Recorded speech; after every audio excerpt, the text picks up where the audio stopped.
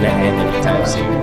It's not a destination. Living in excellence is a process, and until that day comes, go be great. Hello, and thank you again for tuning into another episode of the Living in Excellence podcast. I'm your host, Xavier Melendez, and I just wanted to take a second, first and foremost, and thank you guys for all the support, the feedback, the love, the appreciation from friends, family, word of mouth, social media, from the reels, the content. And thank you for everyone supporting and tuning in. It's been almost a year since we started this podcast, and have big plans for the year, the guests that we're going to have, the stories, the platforms, the brands. And, very excited to share all that with you guys. But I really wanted to take a second, first and foremost, and thank you guys for all the support. And secondly, I wanted to apologize for the quality of the audio to this episode. As I was transitioning from one laptop to another, I had to transition from my recording software as well, which being unfamiliar with the new recording software, it was kind of like a last minute episode that came up. And with that whole confusion, and I wasn't able to familiarize myself with the software as I should have. And that led to kind of at times when laughing or, a lot of noise, a little distortion into the audio. So I wanted to apologize. By the time you watch this, it will be fixed and it won't happen again for the next audio and the next episode. But just, push through it, please. And, there's a great story, a phenomenal human being, and, a beautiful message to this episode. So thank you for tuning in. Thank you for the support. And, this is part of the journey. We're learning and, that's all we can do. So thank you for the opportunity. Thank you for tuning in, and go be great. Hello, and welcome back to another episode of Living in Excellence. I'm your host, Xavier Melendez, and it is good to be back. Definitely nervous for this episode, just like talking to the guest that we have today. And I know what it is, but as the recording goes, as the pod goes, as the episode goes, I'm sure it'll go away. But just excited to be back, and this would be the second episode of 2024. On recording on Sunday, January 21st, and just excited to be here, excited to get this journey going, excited to, just make things happen. So today I have a very special guest, someone I've been trying to get on the pod for a while. It hasn't worked out. We wanted to do it at the retreat. It didn't work out, but, someone I've known not the longest time, but I've learned to cherish and respect and love and appreciate their presence, their friendship, my relationship with them, and just who they are. And I've been wanting to have him on the pod for a while because I feel like you guys would love him and just the character he is. It's my barber, which I've talked about many times, Xavier Melendez. And we just got out of church and we decided to come here and record this episode and really just kind of be in a Zen spot on this beautiful Sunday that, the day was given to us. So excited to have him here. Excited to be on. Thank you for being on, X, man. I appreciate you for having me, man. Yeah, you look good. It's exciting, man. It's exciting. Yeah. Especially with as many times as we've talked about it, nerves between both of us. Now we're finally here to get it done. Right. And we literally were having like conversations, Before pod conversations before the pod. And I'm like, in my head, I was like, this should be on video, dude. I was like, we should have got this on. But, I'm excited to have you on. And yeah, the last person I had on was Christian, which I met X. I met X through Christian. Yeah. Yep. You guys go back since high school. Yeah. We met through an old friend of mine, still a good friend of mine, Mikey and Gabby. The twins. Oh, really? Yeah, I didn't know you guys met through the twins. No, yeah. So every week or so, we used to go over their house and hoop. And I remember Mike and Gabby invited me over one time. Christian was there, man, fully suited in his market basket gear. Yeah. Always known that man to be a hardworking guy. So yeah, gotta love him. I mean, I said it on the pod. I'm like, he's really like the hardest worker I've ever met in my life. He is. That is. He is. It's crazy, man. Because out of the whole group that we have, he's the youngest one, right? Right. But the most inspired. Let's be honest. Yeah. He's hungry. He's hungry. He's 19. He's 20 now. He's 20. He's turning 21. He's 20. Yeah. With like you said, that hunger that doesn't stop. So yeah. I mean, he calls me every day. Even like there's days like I was like, oh, I'm gonna take a rest day from the gym or stuff because now like he's been essentially my gym partner like for the year, at least since it started. And there'd be days I just want to take a rest day. And I'm like, oh, I'm not planning on working out in my head. And he calls me. He's like, oh, you working out tomorrow? Like, what time are we working out? And I'm like, I wasn't planning on working out. We're just gonna rest. And he's like, why? And I'm just like, I'm not gonna let this guy outwork me. I was like, oh, like and I just make up some excuse. I'm like, I didn't know. Like, I was gonna go this other day, but yeah, I'll go. Like, but in reality, if it wasn't for him calling me, once I get his phone call, I just know. Yeah. I know I should be locked in, or I should have whatever he's expecting. I should you have to meet that energy. Right. You have to. Yeah. The moment like earlier when he called, I was like, what could we be calling about? But like, I instantly get like, I start thinking. It always takes me a few seconds to pick up his phone call. Because I always think, I'm like, what should I say? What is he going to ask, No, I'm the same way, man. His brother, Chungo, or Andre, man, it's the same thing for me. There's times where... You told me that story. Yeah. So as a barber, I have a lot of, how do you say it, free time in my schedule, or, my schedule is very flexible. Mm-hmm. And there was this one time that, like, I'm sleeping in. It's, like, 11 o'clock, and Andre calls me. He's like... And I see my phone ring, and I know when Andre calls me, he's gonna be like, "Hey, what are you up to? Did you work out today? Did you work out today? What time have you been up since? Yeah. And I remember getting up, shooting out of bed, threw a sweater on, made it look like I was up. I said, "Hey, what's up, man?" No, it damn well I was still sleeping.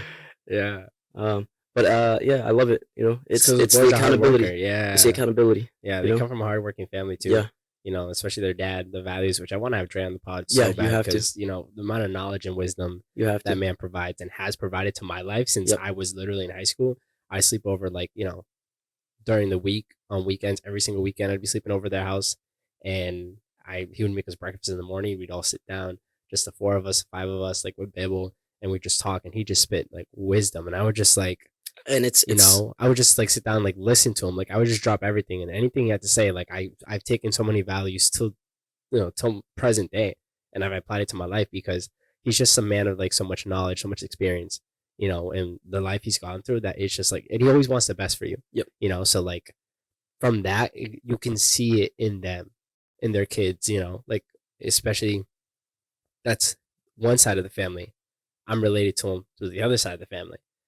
And to see like kind of the way our family is, and like a certain extent to like in the business, in like the progressive world, to have a career, or like, be financially free, all these things, you don't see it amongst the other cousins, but you see it in them because of their father and how he raised them. Mm-hmm. So I want to have him on the pod, but you see it just flow into those kids.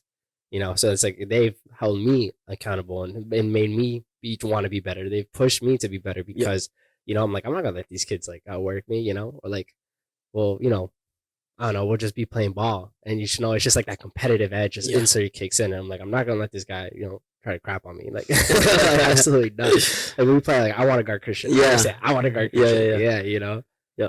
But yeah, man. And so I know that's how I met you through him. We went to football. Yeah, I remember the first day. Yep, we went. It was the Littleton Courts. Was it the Littleton Courts? Was the first time I met? No, I haven't seen you in a while. Littleton Courts. It was at Wallace. It was at Wallace. It was at Wallace Courts. I remember you had I felt like you had like I think I said, was it D'Lo? I don't remember who it was, but I do remember you complimenting my game. Like, yo, I like the way you play. Yeah. And we meshed well too. Yeah. Immediately on the court. It was, yeah. Absolutely. I remember that day. I mean, I think it was high school. It was just out of high school. So it was college. It was like, I was came in 2017. You were in high school, and we balled there. And I hadn't seen you after a few years. And then I saw you at Littleton Courts, and that's when you became my barber. That's when, I was in barber school. I remember that. Yeah. I remember that. I remember trying to get you in my chair. Yeah. And it was nerve wracking, right? Because being a barber at the time, like I really wasn't that good at cutting hair, and but I was, I was hungry at the time. I'm still hungry, but I was hungry at the time for more clientele. I wanted to build that clientele. Right. And but you were nervous too. Yeah, absolutely, because you were the first one in the group that was like, yeah, I'm down. Yeah. You let me touch your hair, and it was a mess back then. It was a mess. Man, I used to do you so dirty, dude. I go back and look at that, and I'm like, wow, like I can't believe Eli stuck through it. Yeah. And I remember every time you left my chair, you used to always tell me, man, hey, keep doing it, keep doing it, right? I was so I'm happy gonna keep too. coming back. I was like, oh, you look so gassed, you look great, and then you'd be like, nah. And you're like, I'd be telling you like to take a picture, and you wouldn't. I'm like, why does he want to take a picture of the haircut?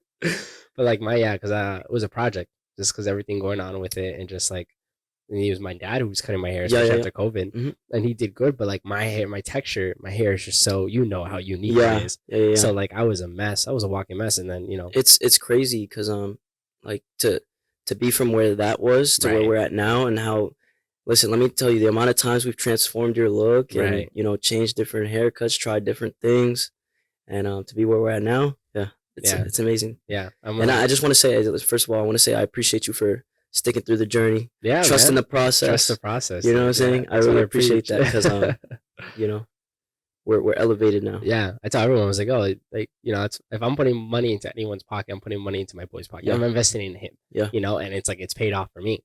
My look, because like I get compliments all the time. It's just like, yeah, oh, and my barber, my ex, I try to send as many people. It's just obviously a lot of people I worked with within the Boston area, so they couldn't come out to you. hmm, But I had some people like Peter, Christelle, people who have come yep, out to you, just because I'm like, oh, he's worth it.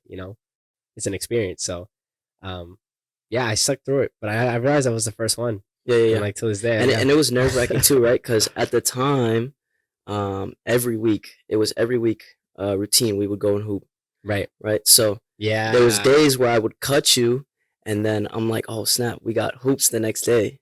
You know what I'm saying? So Like it's like it's like you're my yeah, walking that's billboard, what you right? were saying. Yeah, Realistically, you're yeah, my yeah, walking billboard.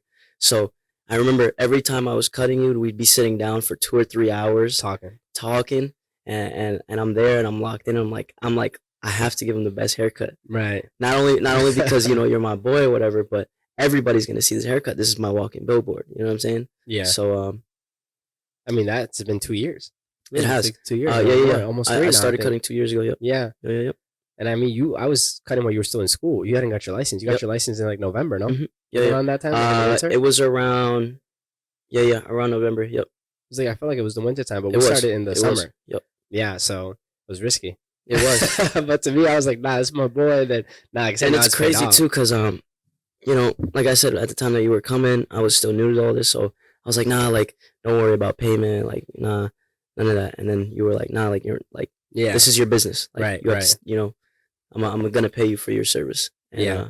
you along with my uncle, my uncle's another person Wow. that, hey X, come through. The kids need a cut. Come chop them up. Yeah. Man, the things I did, man, Yeah. just trying to get better, and I'm trying to perfect or get to where I'm at right now. Yeah. Is And I mean, and you're not even at where you want to be I'm not. because we've had these conversations. not. Yeah, I'm yeah. not. But like, I feel like you're starting to like develop. I can see it. It's Like crazy. even like what you're wearing today, the way you Yeah. are today, and like the conversations we've had, and I'm just looking at you. I'm like, I can see him start developing the person who he wants to be, like the person he wants to be. I can see you start developing into the person you want to become. Yep. The style you want to have, the brand you want to have, the personality, the character. Like I can see it.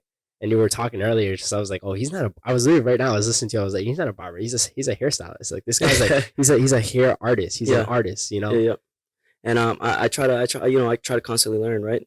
This is my industry. It's a evolving industry day by Mhm. day, as is anything. Right. So I try to stay not ignorant to things, but I try to stay knowledgeable Yeah. and open minded. Right. Well, I mean, we've talked about it. I like to see Angel at the shop, the way he like watches everybody. I remember you were that way. Mhm. Like you'd be watching Kuba or watching Mister, watching Nico, watching them Man, and those studying them, countless asking hours, questions. man. Yeah. When I first got into the shop, shout out to Thumbs Up Barbershop and Yeah. Juan Rivera, the owner, man, for giving me an opportunity at that Yeah, shop, yeah. man. Right next to him too. Yeah, yeah. I remember Yeah. when we sit down. I'm like, I felt good because Mister was there. So I'm like, Yeah. I know he's gonna make sure I'm good. Yeah, But at yeah. the same time, like Mister was there, So then you were like the second chair right next to the window. So it's like you were right there for everyone Man, to see. that comes with a big responsibility, if you would, right? Having the owner of the shop sitting right next to him, you have to hold yourself accountable. Yeah. To certain things, To meet the standard of quality of Yeah. what he wants to project in his business. Man, Yeah. I remember him sitting me down, having a conversation with me, and he's like, "Man, you know why I sat you next to me? Because I see potential in you, right? Wow. You're a great person. You know how to introduce yourself. You know how to give off that, that comforting image." He's like, "Listen, man, I love the fact that like every time somebody walks through that door, hey, how you doing? You introduce them, you make them feel like this is where they need to be." Right. And I remember because when you first started you were always like, I'm not saying you're not doing that now, but you're always like, hey, like how you doing? Like you know, do you have an appointment? Yep. And like, you'd be the first one on it, just Yep. like, because he was telling you he wanted you to be very vocal Mhm. about that, of that customer service. Yep. Like the enter, boom, you have someone right there, like to help you out if you don't know where you're going. So you know, you're not just sitting around and everyone's ignoring you. Very appreciative for one. He's taught me a lot of things, man. He's given me a whole different mindset, especially in barber school, because he was my teacher in barber school. Right. That's how I ended up at Thumbs Up Barbershop. But man, Juan has stuck through it. Man, there was times where he used to yell at me, not yell at me, but, you know, go back and forth with me about, oh man, like, X, you know, we're learning so much, and, you know, like, so I remember being in barber school and having a lot of self-doubt. You know, it's a whole new industry. Yeah. Before I got into school, I had never, Right. you know, picked up a pair of clippers. I'd never cut hair before in my life. And as I went down, you know, down the hours, right? It's a 1,000 hour program. Mhm. And I remember being at like 600 hours, but still having so much self-doubt of like, you know, I wanted to be better, because the people I had in my class were like Yeah. top tier barbers. Like, they're just there to, you know, get their license. And it's an inspiration that was challenging Yeah. due to the fact that like they were already so good, Right. and I wanted to meet that expectation as well. Yeah. So even if you were good to a certain level, you thought you weren't good enough because of the people around Yeah, you. and it was Yeah. crazy too, because those same barbers were telling me like, hey, like, you're getting good, man. You're getting good fast. But you know, I then go and see the quality of their haircuts Yeah. opposed to mine, and I was like, you know, Yeah. like, I got a lot more work to do. So I was very hard on myself, and thankfully Juan was there to, you Right. know, guide me through it as well. There was times where, you know, I gave Juan a lot of trouble just because, like, you know, I'd get a client, start doing a cut, and he'd come over and be like, X, you're still working on the same spot. Yeah. It's been 10 minutes, dude. You got to Right. move on. But, you know, I had a vision in my mind, and I wanted to execute it. I just saw it on the live. He went live yesterday, and he was live, and then I was watching with Esther, and he went live, and all of a sudden, like, I'm just going to go to my barber's, and he goes to a barber, and he's like, oh, there's X, you know, like, putting work. You're like, oh, we're gonna be here till 3:00, like, you know, this and this, like, show up, get your cut. Yeah. And he's like, oh, maybe later because you showed up late. And I started dying. I'm like, but you can see like the potential he sees in you. So Yeah. it's like it's a tough love type thing. Yeah, You yeah. know, so like at the end of the day, he's trying to install Yeah. value in you, but he can just sit there and try to praise you or just let you do your thing. But you know, I see it as he sees the potential in you. He sees how good you can be. Mhm. You know, and you have the personality for it. You have all the tools for it. It's more just you applying it, and it's easy because we talked about since the beginning. It's easy to become a slave to the chair. Yep. And he's someone that he literally built something that he's not the slave to the chair. Mhm. You know, he's built a business where he doesn't have to cut. Like, he comes in and cuts and does his stuff, but you know, he's expanded to so many different avenues and so many different areas. And Thumbs Up isn't just a barbershop; it's an experience. You know, with everything that he's put into it and the different collaborations he has and involvement in the community. You know, all these things. So I think that's a perfect example to use. You get the perfect example in a mentor and a teacher who sits right next to you, you know, to push you to do something like that with your life and your career in barbering. So yeah, you're absolutely correct. I always let Juan know that I'm appreciative for the fact that you know, he wasn't just a teacher but a life mentor, Yeah. especially Yeah. in school as well, right? Um, he taught a lot of things away from the chair. Hey, listen, when you have your business, these are the things that you need to focus on, right? How to build your business. These are the things you need to focus on. So you know, Juan in school gave a lot of things that like I wasn't even learning like in high school. Wow. You know, Yeah. um, It's a mentor. It's yeah, it's he's a different type mentor, of education. and Yeah. anytime I had questions, man, right to him. Right. I go right to him, and it was almost like he had the answer every time. Yeah. You know, so I mean, he's been in your shoes. You He know, has. he had to go through Yep. your shoes. He had to do that. So it's like to look up to someone like that or to like have a resource like that is a game changer. You know, you always want to look at no matter what industry you're in, no matter what business, no matter what, you know, field, you want to have a mentor who's been in your shoes and you want to juice that resource I as much as recognized it. possible. I recognized it early on, and Right. I even said it in my graduation speech, man. Talking to all the students that were there already, I made sure to emphasize that, you know, you have a resource in front of you. Take Right. advantage of it. When you have questions, don't be afraid to ask them. Yeah. You know, get those questions off, instead of sitting in a, in that corner, just like feeling, with the doubtful to ask a question and insecure, like, and then, and trying to figure it out and on rob your own. yourself of that knowledge, rob yourself of that experience, because like you can get there, or you can get there 3 times faster by just asking. Yep. Just reaching out, connecting. Yep. So I feel like that's the beautiful part of you being there. Since you got there, was you were able to sit right next to Mister. It's not like you went into your own thing. You had to live up to a certain standard, or you had to work to a certain standard. You showed up late, he knew. Yep. You were on the other side where he didn't know. You know what I'm saying? So I feel like that's such an important thing to have, like in one's like career, in one's life in general. A backbone. And, yeah. A backbone. Yeah. It gives you some type of foundation. So like, it's like you're not doing it on your own.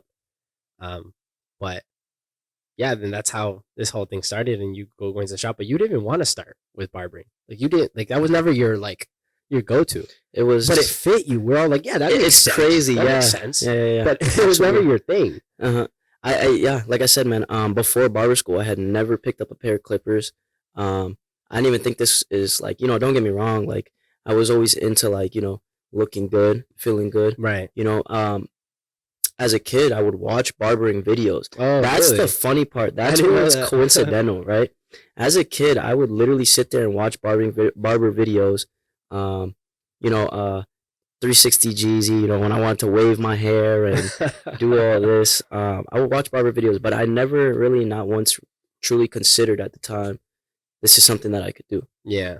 And it was crazy because at the time, Nico was a barber, or becoming a barber. Yeah. Aunt was becoming a barber. Like I said, I still had never considered it.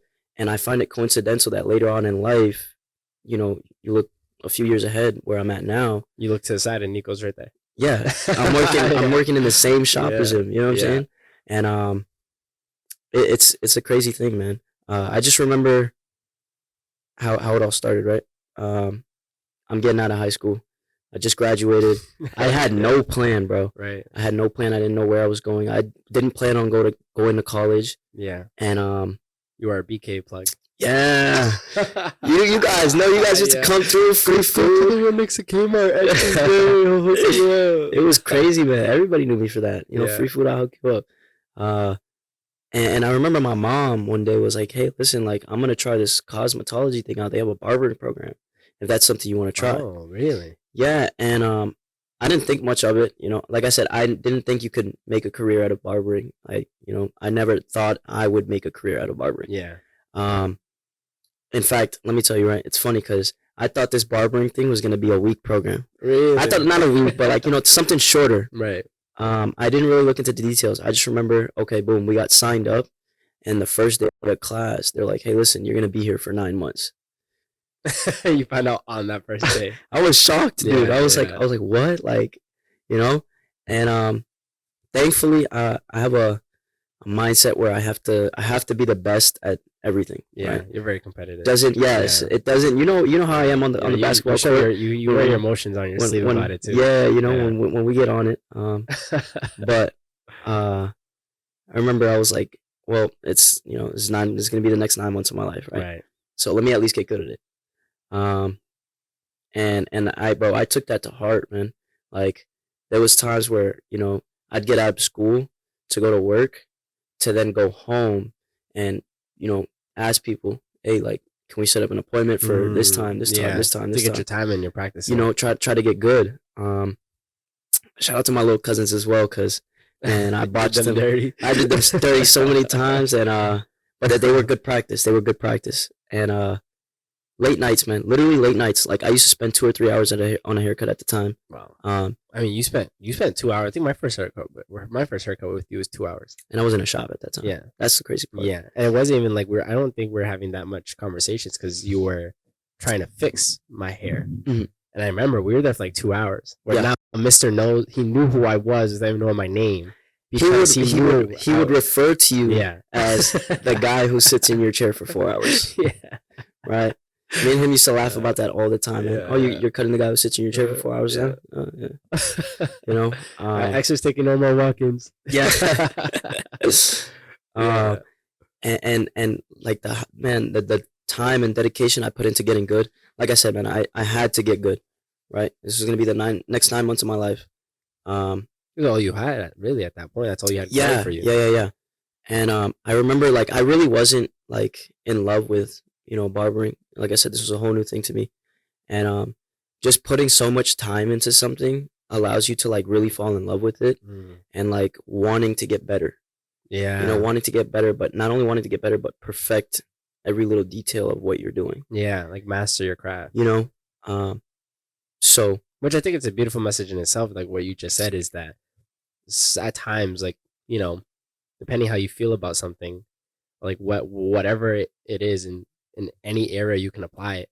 At first, you may not be in love with it, but it's about falling in love with that and learning to love it, learn to appreciate it, and learning to want to be better, want to perfect it. And I feel like that's yeah, a message you can get for so many things man, in you life. could even say that was my Masogi at the time. Right. Yeah. Yeah. That was my Masogi at the time. Which I haven't talked about the Misogi on the pod. Well, I'm waiting to. I know we'll get into it. I know we'll get into it. Sure. So you can even say that was my Masogi at the time. Yeah. I had to get good at it. And I'm thankful. Yeah. That I did.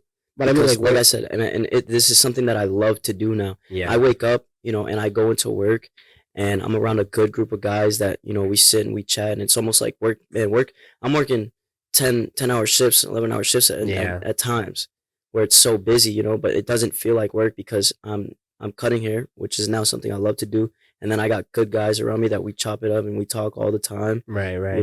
So with that, it's interesting because like we were talking earlier, like I know nothing about your childhood. Like I know not where you came from. I knew certain things, but like I found out earlier when we were talking like off camera, it was like now I get like in ways why you are the way you are, but at the same time it's like you didn't have like, that guidance. Like a lot of us come where we don't have that someone around us who did what we wanted to do or did something else that was able to inspire us. Like you came from a place where you didn't have that, so you had to find it yourself. I did. Yeah, I did, and it wasn't easy, right? Because it was a lot of but like a lot of people can't do that. A lot of people can't find it for themselves. Like even myself, like the way I grew up, like I was pushed to be better. Where I've mentioned before, like me and Pito interpreted things very differently. We had the same upbringing, but to me, I didn't have someone around me, but I had a chip on my shoulder on why I had to be better, why I had to do what I had to do, like why I had to go find something to, do something for my family, do something for me, like some type of career, that some type of success, So I feel like not everyone can get themselves out of that. Not everyone can find, themselves in that. So with you, it's interesting because like you did that at such a young age. Because even like you going to barbering thing, you were 18, 19. That's young. Yeah. To like go out and get something, even though you didn't know that's not what you wanted to do. That's not what you loved. But, like to be able to build that, you're 20, you're not even 21, and to like really kind of have some type of, target that vision. Some type of vision that you're shooting for, Yeah. But like having that target, like a vision, like I know we've had conversations off camera where it's like you have a vision or you like didn't have a vision, but like you had energy to channel. So it's like not everyone knows how to channel that energy, especially like at a young age, like you've been doing for the past 2 years. So like, how has that like experience been for you? So I don't know if I necessarily had the vision entirely yet. I knew I had potential with the energy that like I had a lot of energy that I wanted to direct in a positive aspect. Right. But I feel like that vision didn't really come together until I met people like you, Christian, Andre, Peter, AI, like our circle, the retreat people, our circle, our little, what do you call it? A mastermind. Our mastermind, right? It was like you can have all this energy, man, but if you don't have it relates to bringing the right people around yourself, right? You have a vision and you know what you want to do, but you are who you surround yourself with, right? And like that really matters, man. That really matters, right? Because if you got 4 good people around you, and then you got one guy that's like maybe sad or just not motivated or whatever, like that matters. Yeah. Because you are, how do they say that? You are not who you are, who you hang around with, but you're the product of the 5 people that you chill with the most. Yeah. Right. So you can be 4, you can have 4 good guys in your group. Yeah. And then that one guy that's unmotivated or whatever, that can be a tether. you know, that can drag you down. Like a potato in a bag. Like you have one bad potato, the rest of the bag starts to rot quicker. Exactly. Yeah. Exactly. So I think when I got around you guys and, you know, we started this little mastermind group, Yeah. It really is that energy. Group. It is. It is. Yeah. Listen, man, I don't think you understand. I'm, you know, very prideful of, you know, the people I have around me, you know, because men hold each other accountable. Yeah. You know, so and our group is big on that. Our group is big on accountability. Things. We're like, what are you doing? Like, we'll call each other out real quick. What are you doing? Stop that. You know? Yeah. So but I mean, like when you met us, like you know, you were able to start finding that yourself because, you know, I remember like people being like, oh, you can do this or try this or, you know, but it's still, it's easier said than done. You can take it in two different ways and have two different perspectives on it where you can be around people like that and you can feel intimidated. Yeah. And be like, I'm not doing it. Like, I feel like I'm not doing enough and feel bad for yourself and start letting that negative energy fester, or you can use it to push yourself to like be that's a very real thing, man. That's a very real thing. You know, you can either swim with the shark or be with the sharks or swim with the little fish. Right. You know what I'm saying? And yeah, I didn't want to drown. You know, I wanted to swim, and I used you guys as an inspiration rather than a reason to not be motivated. Yeah, you know what I'm saying? I never saw it that way. I use you guys. Yeah, you know, it's you can't. Self-doubt is, you know, your demise. Yeah. Right? Especially when you have people around you. What was that quote that you just said? The lion? The lion? When you want to be the king of the jungle, it's not enough to act like the king of the jungle, right? You have to be the king of the jungle without self-doubt, because self-doubt leads to one's own demise. So tough. It was such a tough call. I was like, dude, where'd you get that from? He's man, like, that's been in my head all day, man, because it's like you have to have, like, I don't know. I feel like I'm having a mindset shift lately. And instead of procrastinating, I was very big on procrastination. You know, yeah, I'm gonna get this. I'm gonna get this. I'm gonna get this. But I'm starting to like kind of leave that behind. Yeah. And just instead of saying I'm gonna do this, okay, this is the day that this is gonna happen. Put a date on it. Exactly. We talked about that. Yeah. Exactly. I'm thankful for you. You know, setting hard dates on everything. Right. You have to, because if you don't, then it's really never gonna happen. Yeah. You have to start setting things into action. Yeah. I mean, like, even with like you buying a planner, you just said you just bought a planner, just like having that like mindset where you're like, no, like it's not like I'm gonna get this done and then it's like it gets done whenever it's convenient to you. It's like I have to get this done because if not, I'm not gonna be prepared for this thing on this date. Exactly. This date is coming regardless. I have to show up. So let me get ready. Let me be prepared. You know, so it's a different, it's a game changer when you're able to do that, you know, to pick a date. But that quote is very like the quote that I had said earlier, like that, when I heard that, like it hit me, right? Because like wise men can play fool, but fool can't play wise. You know, so until you actually take the steps to do what you need to do, right, or act on what you want to act on, right, then you'll never really be that, you know. So I took that quote as like, this is instead of acting or saying, I'm just gonna do. Yeah, which is interesting because I was talking to myself today on my way to church, and I was saying that where it's like, I don't want to be a person who just says and doesn't show up. They're not, you know, they have no integrity. You can't depend on them. They're not reliable. Yep.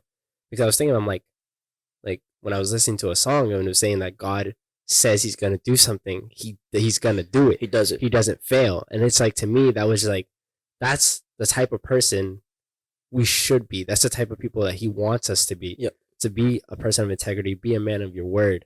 So it's like, I'm going to stop procrastinating. I'm going to stop being someone's like, oh, he just says he's going to do something. He's all talk, but he doesn't act. You know, he doesn't walk that truth. He doesn't walk and like, you know, preach.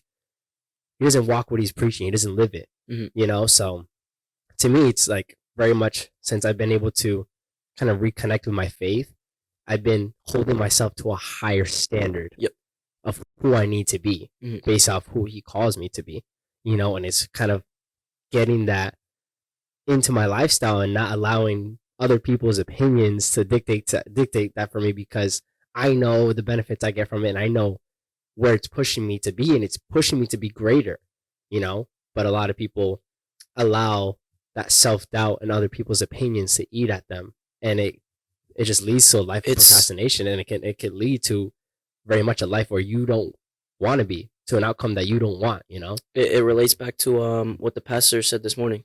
Yeah. Don't and it's crazy because after church, Nev calls, or I called Nev to make sure, hey, like, you know, how, like, did you enjoy the service? Yeah. And he goes, yeah, man, one thing that really hit me is when the pastor said, oh, don't let the fear of man hold you back. I thought about him when he said it. You know, I thought it's about like it. It's like whatever you want to do, you can't worry about what the next is gonna think, do, or say. You know, it's yeah, because I literally thought about him when he said that, because I'm like, especially your first time showing up, it's so, like you said, it's so hard because you think everyone's looking at you. You're like worried about everyone else's opinions. The same thing, go to the gym, everyone's watching me. It's like no one's watching you, no one cares. Like they never see you in their life, you know, because they're there for one reason. They're there to get the same reason you are. Yeah, the same reason you are. Right. It's the same thing with the gym. You're there to work out. Other people are there to work out. Nobody cares what you're doing. Yeah. You're at church. You're there to worship. Right. Everybody's there to worship. Right. Right. And it's like, it's funny because it's like you go in there with all these anxieties, but then as you immerse yourself in the environment, you know, Ned was telling me, oh man, during the beginning when they started singing and all that, I was getting goosebumps, you know. Really? Yeah. And it was funny because I talked to Ned and I said, listen, like, I seen you open up, like slowly open up. Right. He went in there saying, you know, we're chopping it up on the way, and he's like, nah, man, I'm nervous on this, I'm not. You know?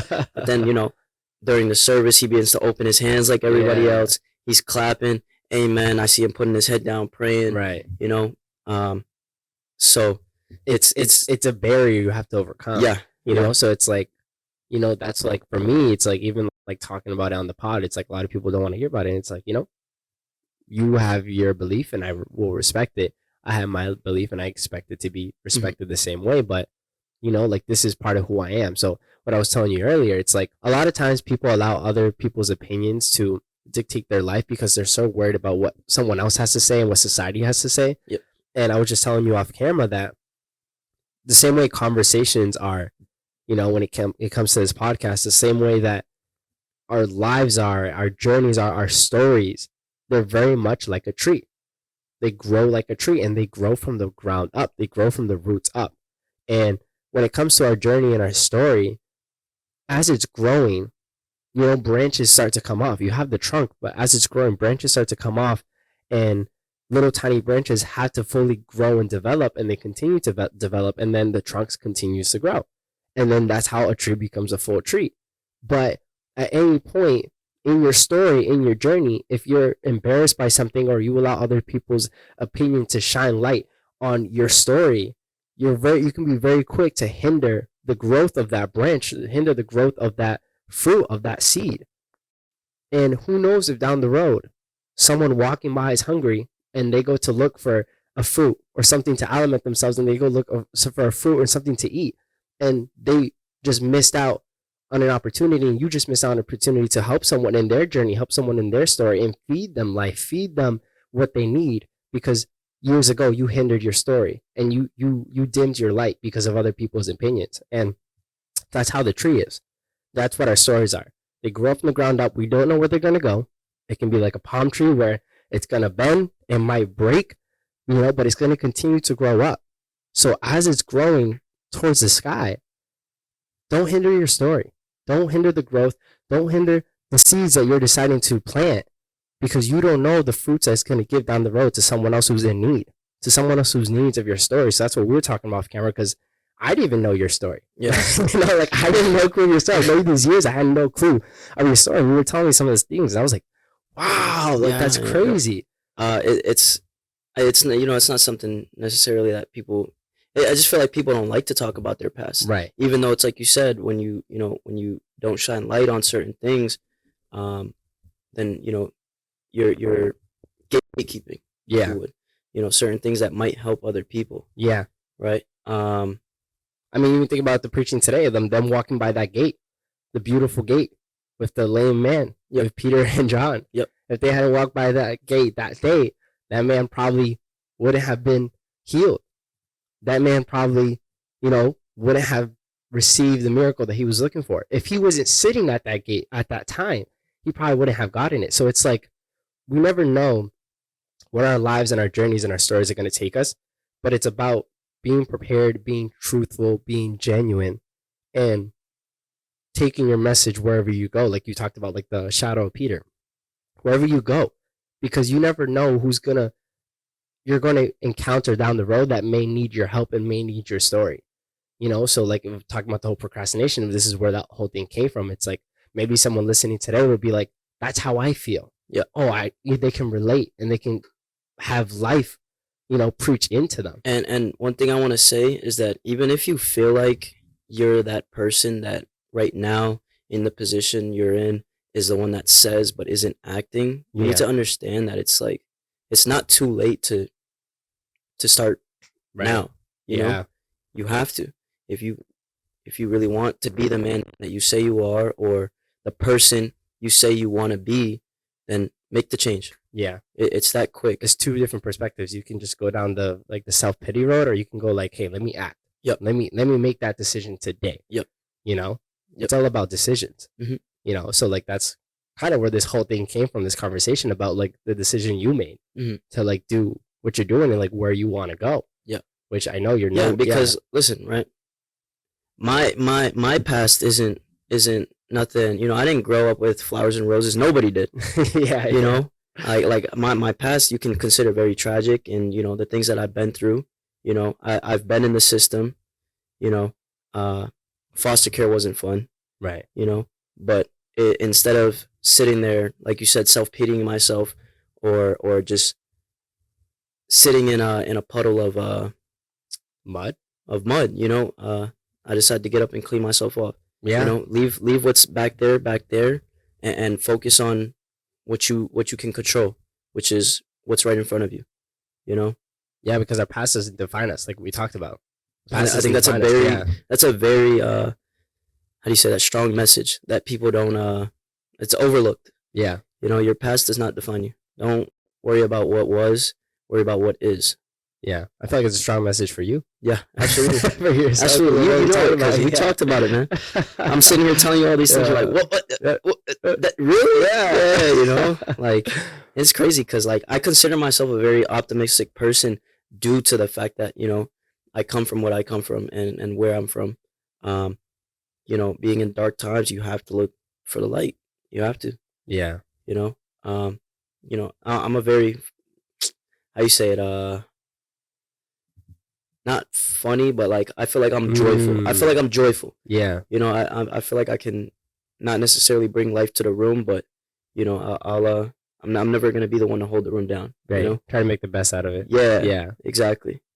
So, I mean, but that comes with like a lot of like we don't have to go into it, but like a lot of energy that you had built up that you were telling me even a few things. I'm like, oh my gosh, to be able to channel that. Yeah. But that's something you have to develop. It's something you like learn. You have to make that decision through like the traumas. You kind of have to get adaptability. Tired. Right. You have to kind of get tired of it. Yeah. Mm-hmm. Adaptability. And that's one thing that Carlos tells me all the time. He was like, hey, listen, man, like you're a person that's very adaptable. I remember we were at the court one time. Yeah. And this was like one of the first like few times that we had all hooped together with Carlos. Yeah. And Carlos was like, at the time I used to get mad when I couldn't do something, or when I wasn't having a good game, or whatever the situation was. And did you get locked up? Yeah. Could never. And I remember at the end of that day, Carlos comes up to me and he's like, listen, man, that's like you're getting very mad at certain things, and you need to understand that it's not just here, but that can affect you everywhere, right? Right. When you can't do something, getting mad and then completely shutting down, yeah, that's a chain. And that, like, I really went home and like sat down and thought about that, because like he mentioned it. He said, listen, that's not just on the court, but understand that can affect you everywhere. Yeah, every aspect of your life. Everywhere. Yeah. How you do anything is how you do everything. Right.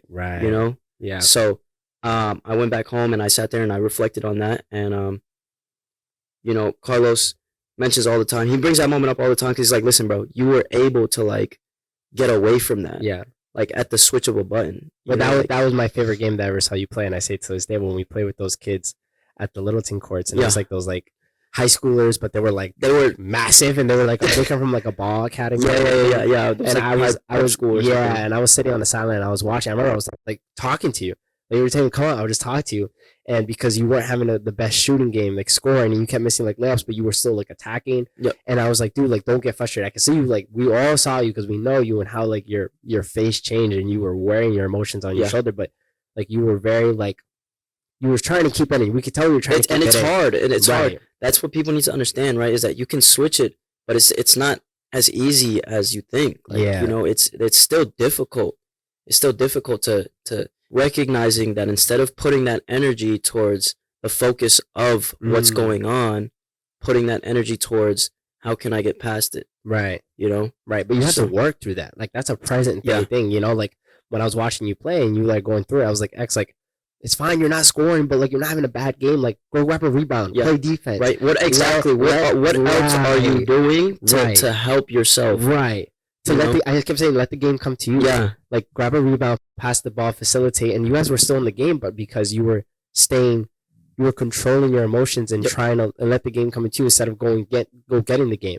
And then from that, you started hitting the clutch buckets at the end, and you guys ended up winning. And I never forget, like me and Los were like, like screaming and hitting you, like that's how you play ball, you know. And it's like that's really what life. That's what life is about. It's about going through the suck. It's about going through the hurt and going through the mud and just powering through. And it's not easy because you come out stronger every time. You come out stronger every time. Yeah. You'll never go through a harsh experience, and even if you, let's say, necessarily don't come out better, you learn something from it. Right. So it's like you said, man, it's where you're directing your energy. Right. Because you can be depressed, right? You can be depressed, but where are you directing your energy? Yeah. Are you focusing it on being depressed? Right. Or are you focusing it on what you got going on? Right. In terms of like not even necessarily just like helping yourself out of the depression, but like where are you focusing that energy that's just gonna make you feel good? Yeah. You know, instead of sitting in that feeling of depression. Yeah. You know? I mean, something for me that's helped me has been me reconnecting with my faith and like going back to church and like understanding that I can't solve everything. Like I have a human capacity and I have a limit, and what I understand what that limit is, and I felt that limit and how I built up to that, and then I felt like I'm at rock bottom because of the weight. It's so immense that I like can't carry it anymore. It's like you're holding something and people keep adding weight and adding weight and adding weight, and all of a sudden it's getting real hard, and then it just hits the one that perfect amount of weight that you can't bear anymore, and it just goes down. It's like a hard drop, and that's how I felt. And what to me was relieving was being like, I can't handle this, but like God, like I know you can. Like I can't handle this way, and walking I've reached in faith, right? And it's just being able to understand that and accept that, and that's a hard thing to do. It is. That's a hard thing to do. It is. It's something that I see that you do all the time, and it's something that I understand that, okay, although I'm going to church, I'm not necessarily gonna like just have a sudden switch in life. Right. But it's like you said, it's having that faith, having the ability to walk in that faith and trust the process. Right. And seeing the fruit that comes out of it, like we were talking like earlier, like that day that I first invited you to church was at a Buffalo Wild Wings watching a UFC fight. and how did that come up, man? Yeah. Right? Because we're I think we're at Buffalo Wild Wings, man. We started talking about like the whole like Palestine and and that whole thing. Yeah. In Israel. And man, I can't believe we went from sitting down enjoying our food, watching the fight, to me and you immersed in this deep conversation of God and the spiritual lives. Yeah, man, and it was crazy, man, because I told you at the time, it was honestly so coincidental, because at the time, or maybe it wasn't coincidental, right? But I just remember at the time, I kept getting this overwhelming feeling, like, hey, like look for God, like literally in every aspect. Like I just felt it. I just felt it within myself that I needed to look for God. And then the next thing we're at the Buffalo Wild Wings, and this conversation is immersing. You invite me to church, right? And I ended up going for that first time. Yeah, the next day, that Sunday. It was the next day. It was on a Saturday. The UFC fight's always Saturday. We went that Sunday. We went that Sunday, and And like, you know, from there, like we had Chungo and Ali with us, and like I was just talking to you, so they were just kind of like hanging out. It was, and crazy. I know you felt like kind of was like uncomfortable because like they were there, but I was like, dude, like even where I was at, I had just experienced that hard drop, and I knew I wasn't a saint. I knew I wasn't, and I know I'm not. One of the biggest things that you said to me that day, man, that I'll never forget is the fact that even though you're going to church and trying to change your life, it's like, because I was looking at it like, well, okay, well, I still do this, I still do that, I still do this. Right. Right. And you said, listen, man, I'm not talking to you like I'm perfect. Yeah. Like, I'm like, I don't do the same things. Right. But it's, you know, what did you, I'm having a blank out. Because I said, basically, like, I'm not preaching to you like I'm a saint, like I'm not holy, like I have my sins, exactly, I have my struggles, but I'm still going. I'm still trying, you know. You're still trying to make that change and you know, work past it. And you said it, it comes with time. Yeah. Right. But it's just like being present, being in the presence. You know, you'll feel that change and being enthusiastic to really wanting that change as well. Right, you know, just being open to it. And like it's hard to be open. It's hard to make yourself vulnerable, but I've said so many times there's so much power in being vulnerable. And it's crazy cuz I had that realization today in church, right? Yeah.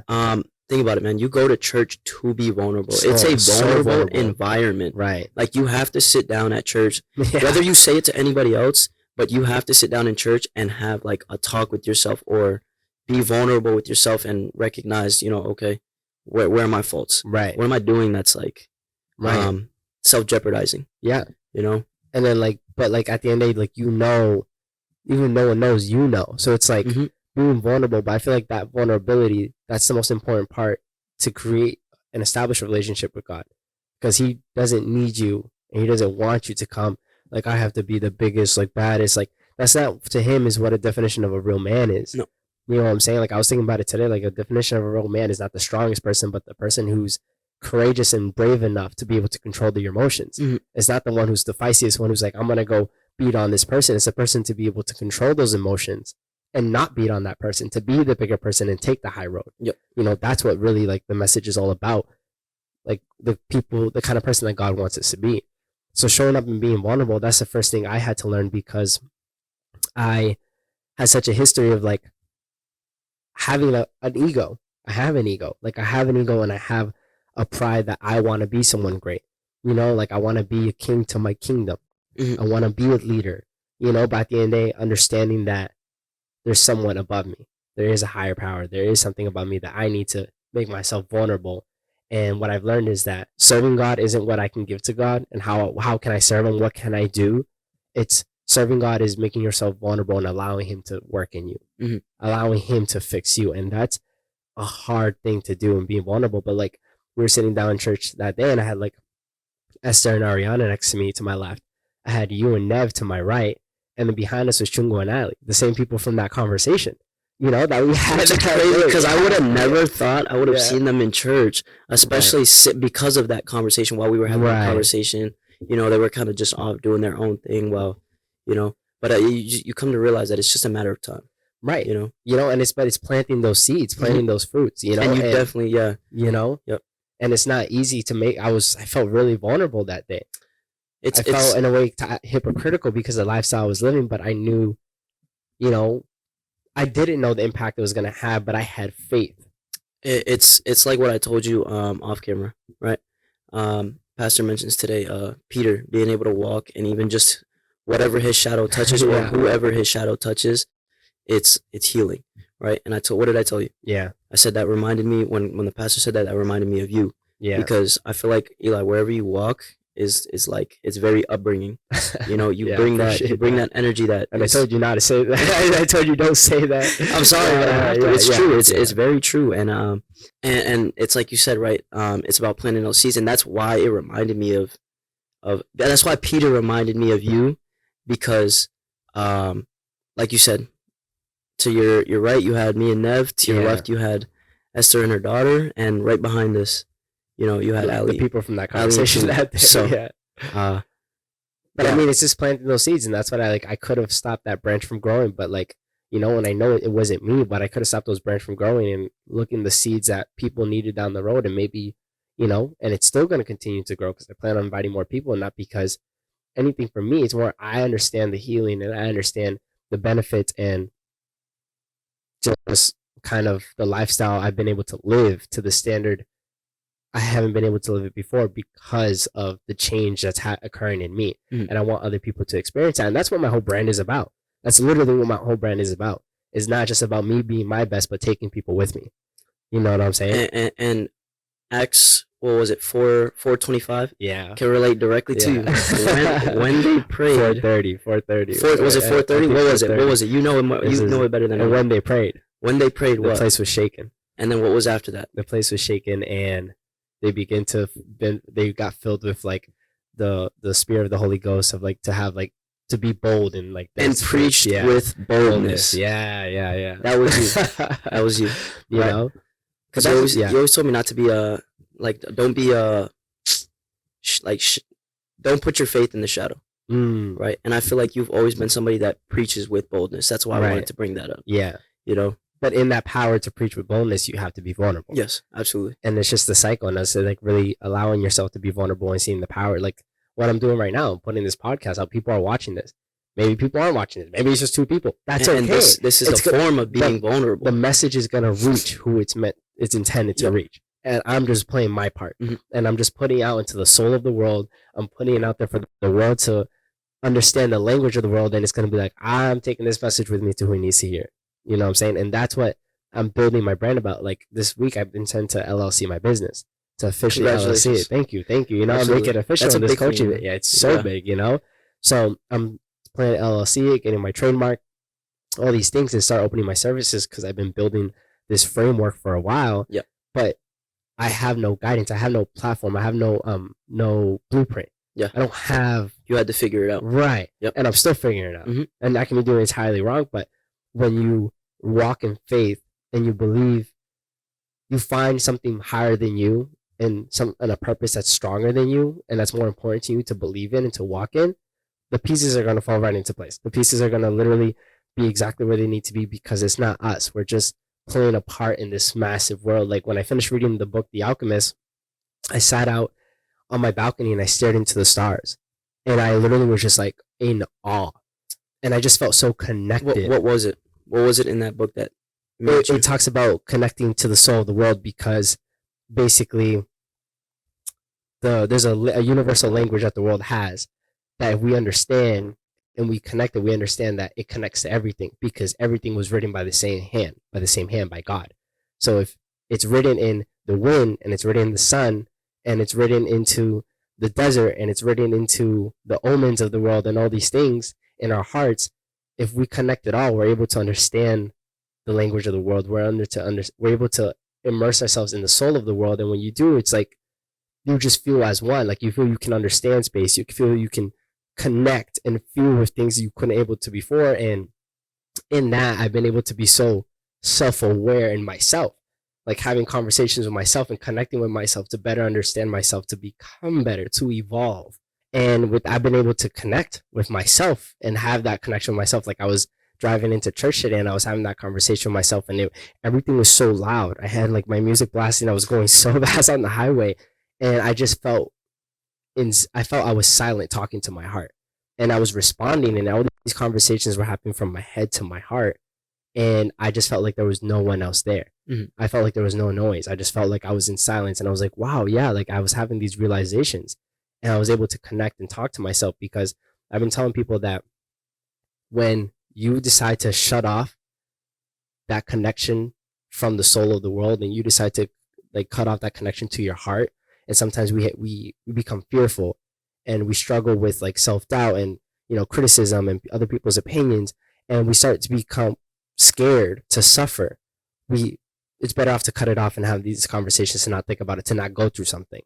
But when we go through it and we connect with our own hearts and we're able to speak that language and walk our hearts and our minds through that fear, through our situation, it's literally changes everything for you because now your heart understands your fears and understands that things are going to happen, and it starts to leave, you know, it starts to leave your body because it understands that the same hand that wrote what you're going through now, the same hand that wrote the journey on now, the same hand that wrote the fears that you're expecting that aren't even happening yet, is the same hand that wrote the entire universe blueprint. It's the same hand that created the world. So you start to calm yourself, and when you're going through those fearful situations, you're like, no, like I have nothing to fear, because there's a part of the book that says, my heart is afraid that I will have to suffer. The boy told the alchemist one night as they look up to the moonless sky, tell your heart that the fear of suffering is worse than the suffering itself, and that no heart has ever suffered when it goes in search of its dreams, because every second of the search is it's a second's encounter with God and with eternity. I'm sorry. Can you read that one more time? Yeah, you guys really need to listen to it. Read that one more time for me. It says, the boy telling the alchemist, he says, my heart is afraid that it will have to suffer. The boy told the alchemist one night as they looked up into the moonless sky, tell your heart that the fear of suffering is worse than the suffering itself, and that no heart has ever suffered when it goes in search of its dreams, because every second of the search is a second's encounter with God and with eternity. And that's why I preach that everyone should find their purpose and pursue their dreams and become the best version of themselves, and like fulfill their purpose, because it's meant for their journey. And, and the closer you get to that, the closer you get to God, because that was your purpose. He wrote that in your plan. Like that's kind of like, I guess, my message to everyone, but especially with you guys in my mastermind group. It's like to follow your dreams, follow like your visions. And I mean, I'm just curious to like bring it up so like people can hear, and like as well as like, because we haven't had a conversation in 2024 like this. This is our first time actually saying this is a genuine conversation. We haven't. I sat in your chair once and we barely talked. So I guess what do you feel is your purpose? Like, what do you want to do? What is your message? What do you want to bring with your platform that you have right now, as in barbering? Like, where do you want to go with this? So, I guess with my family, right? I feel like I don't know if I necessarily have a message that I want to get out there, but I definitely want to show that, like you said, I didn't have anybody to show that it was, I didn't have no footprints to follow. Right. I want to be the one in my family that sets that footprint. Makes it easy for, my little cousins, my little brother. Yeah. Other people in my family. I just want to set that footprint of, it's not as hard as you think. Right. And if when it feels hard, like just remember what he did. Right. Or what, referring what I did. Right. Like you're doing it for that little kid in Worcester, that kid in the system. Exactly. Those people who go through the struggles. I'm doing it for my little brother. Right. I'm doing it for my older brother. I'm doing it for my little cousins. I want to be, I want them to have somebody to look up to. I want them to see that, so much is possible, rather than just sticking to the guidelines of like, working this 9 to 5, or, just kind of even feeling stuck with the trauma and not getting past that. Exactly. So when you have hardships, it's really about, like you said, moving past it, leaving it behind you. Right. And I know you're big on community. I am. The first retreat. Yeah. We can shoot this back to the first retreat. Going back, what year was that? It was 2022. 2022? Yeah. Almost, no, a year ago. We'll say a year ago. Shooting back to then, everybody brought something. Right. You brought the fact that, dreaming is bigger than, just you, and how important it is to dream. Yeah. Right. Chungo brought financials. Peter brought entrepreneurship. Peter brought like self-identity, mentality, discovering yourself. And you brought community. I brought community because I felt like it was a big thing, right? Right. And the reason I felt inspired, I was inspired. Yeah. Right. I just had my first community event with Thumbs Up Barbershop, doing the free back to school haircuts. Right. And that showed me a lot. Right. That showed me a lot. It shows me how like staying connected with your community allows you to like have an imprint in that community. Right. Doing something leads to others following. Right. Setting the example. Setting the example. Right. Mr. set the example, showed me, hey, this is how we give back. Right. Right. So now I'm looking for the ways that I can give back. Yeah. We got FSU. Yeah, different things set up. FSU, FPS. We got different things set up with FSU and like you said, the FPS that I'm hoping to work on. Right.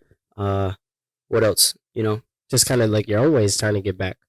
Trying to give back. Yeah. Right. Because at the end of the day, it's like But realistically, before I was a barber, I was, bro, I was so broke. Yeah. I was so broke. Like, I knew what it was like to struggle, is what I'm Right. trying to get off.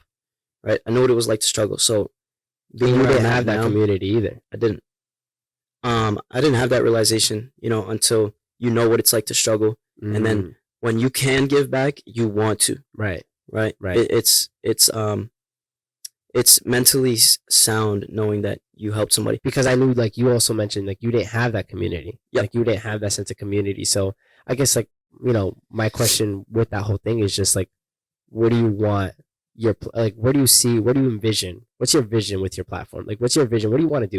You know what I'm saying? Like, you have like your career goals, all these things, like brand goals. Like, essentially, what would be your vision of what you want to do, like, by the end of it? Like, not just in 2024, but at the like, So where's the end goal? Yeah. End goal looks like, man, because it's difficult to say. It's difficult to say, right? Because I feel like, I wouldn't say I'm obviously not reaching the end goal, right? I still Right. have so much time to go. So much. But it's like I feel So like much. I'm like subconsciously stepping into things without even having to step into those certain things, right? Like Yeah. you said, we got Adrian at the shop Yeah. who's always walking around looking at different barbers trying to see what he can get, right? Right. Every time he sits next to me, I sit there and I'll walk him through, just my mindset of what I'm doing, right? Right. I feel like that right there is boom, that's one person. Right. Nev as well. Anytime he needs help, I'm there. Right. And that's another person, right? But even okay, put it like this, right? I've been graduated. Nev just graduated. Adrian hasn't graduated yet, Mhm. right? But even though some might say, oh, you have more experience than them, right? It doesn't matter if I have more experience. I'm still when I have questions about certain things, I'll go and ask Nev. Right. I'll go and ask 18. Yes, Nico, all this stuff. Yeah. Exactly. So in order to be a good leader, you have to sit there and follow as well. Right. So you want to kind of like provide that for other people, like kind of like that mentorship. Is that Yeah. that sense of community, that sense of like trust and whatnot? It's what Mr. did for me, right? Right. When I was having troubles and I didn't know how to do certain things, I had somebody to ask. Yeah. I guess my end goal looks like being somebody who people can come to ask about certain things or questions. Right. Like life. Exactly. Not Life, just anything. one thing. Like open your platform, but using barbering as kind of like a ways to open that up. As a ways to open that up. I see. Exactly. Yeah. Exactly. So I mean, like, what do you see for yourself in 2024? I know you bought your planner. We've like sat down. We haven't sat down and talked about it, but the retreat we kind of did. Like, what do you want 2024 to kind of like look like for you? Like we might have this episode in the next year in 365 days, and it'll be a different answer. 2024 looks like me just working out all my kinks. Getting down to the nitty gritty, right? Because it's like you can relate it to a haircut, right? I can do a fade on this person, cut, whatever. The fade might not look the best, but until you go into detail, I want this year to be the going into detail. Unlike the technical aspect of things.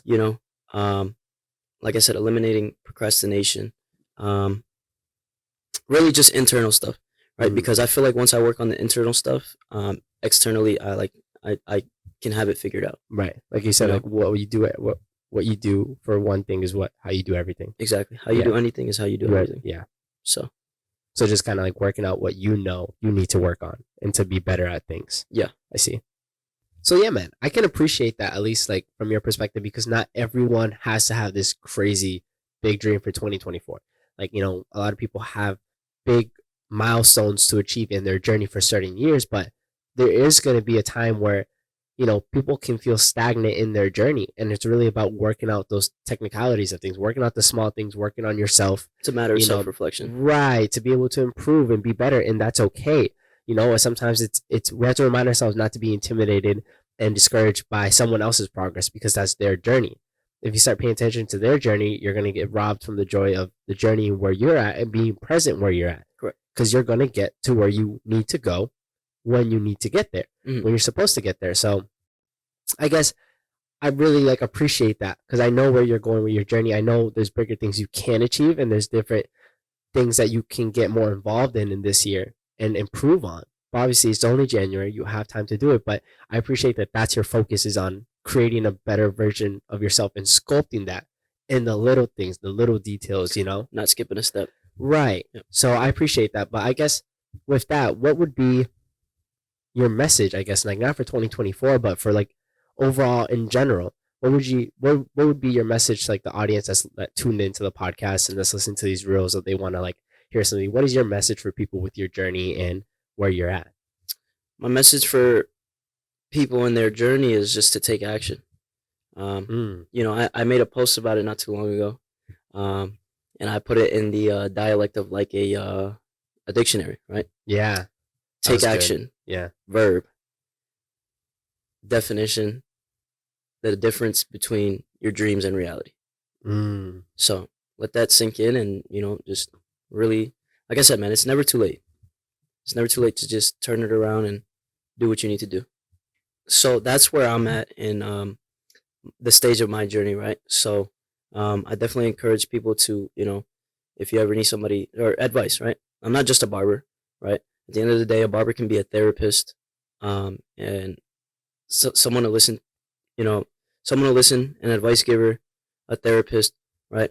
I mean, you have had that conversation so many times, right? Where you come on my chair, and a lot of the time it's therapy. Right? Brand new. It's literally therapy. So, it's definitely something that I want to stand for, and I encourage people to come on down, thumbs up, you know, come sit in my chair. Let's have a conversation. Let's talk about it. All right, man. I really appreciate you taking the time to come here. I know it's probably gonna be like, you know, maybe like an hour and a half. Probably the longest episode we had today was the longest service we've been to at church. So like it's just kind of befitting. But you know, like at least these are usually like the amount of time that we take in our cuts and our appointments is usually an hour and a half. Yesterday, the other day was 2 hours. You know, so yeah, I appreciate everyone who tuned in, everyone who, you know, came in, like listened, you know, even a portion of it, like you took your time with it. I just appreciate you supporting, appreciating you, like, you know, tuning in and getting to know like what this brand is about. And, you know, hopefully if you have a story, if you have something you want to talk about, feel free to reach out.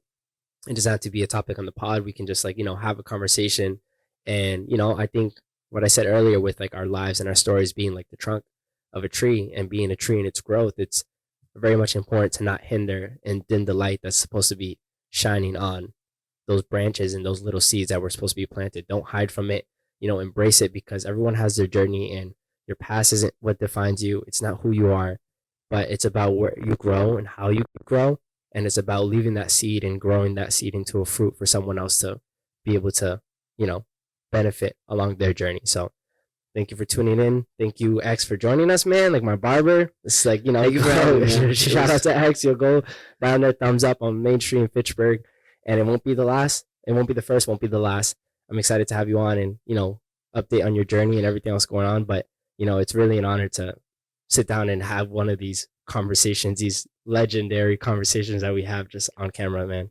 Absolutely. I'm excited to check back in a few months. Yeah. And see where we're both at. Yeah. Not just where I'm at. But, hopefully we'll tune in soon to I'll be on your podcast. Yeah. Hopefully we'll be on your podcast. Coming soon TBD. I'm excited. 2024. That's a big goal this year, man. Absolutely. That's a big goal. That's something that's in the works. Right. Yeah. So excited to have you on, and, you know, like I tell everyone, and I'll tell you too, you know, go be great.